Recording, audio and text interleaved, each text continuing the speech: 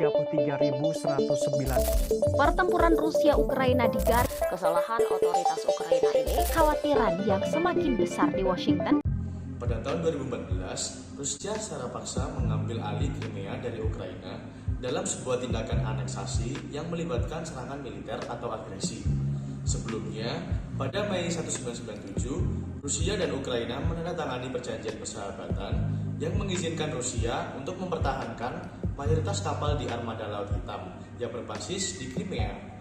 Kesepakatan ini juga meminta Rusia membayar sewa kepada Ukraina untuk pembangunan pelabuhan Sevastopol.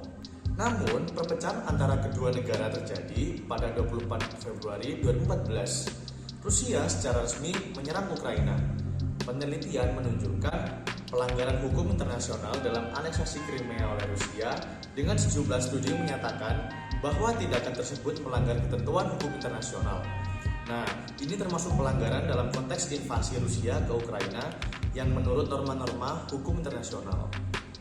Nah, dalam perspektif hukum internasional, aneksasi Crimea oleh Rusia ini tetap menjadi sumber perdebatan karena terdapat pelanggaran hukum internasional yang dilakukan oleh kedua negara dalam konteks ini. Rusia secara paksa mengambil alih Crimea dari Ukraina pada tahun 2014 melalui serangkaian peristiwa yang melanggar hukum internasional. Aneksasi tersebut berlangsung dengan cepat, mengintegrasikan hampir seluruh semenanjung Crimea dalam wilayah Rusia. Studi telah menegaskan bahwa tindakan aneksasi Crimea oleh Rusia adalah pelanggaran terhadap norma-norma hukum internasional. Sanksi ekonomi seperti yang diterapkan oleh negara-negara seperti Britania Raya menjadi respons terhadap konflik dan pelanggaran hukum internasional yang terjadi selama invasi Rusia ke Ukraina. Dalam pandangan hukum internasional, aneksasi Crimea oleh Rusia tetap kontroversial karena melibatkan pelanggaran hukum internasional oleh kedua belah pihak.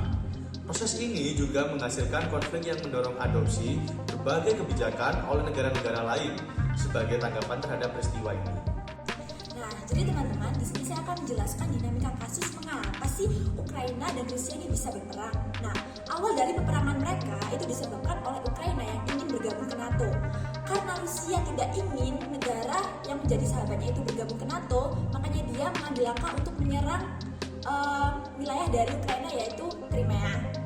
Nah, setelah Rusia menyerang Crimea, ada berbagai dampak yang ditimbulkan dari peperangan itu, yaitu yang pertama adalah blokade ekonomi yang telah dijelaskan oleh Delvin di video sebelumnya.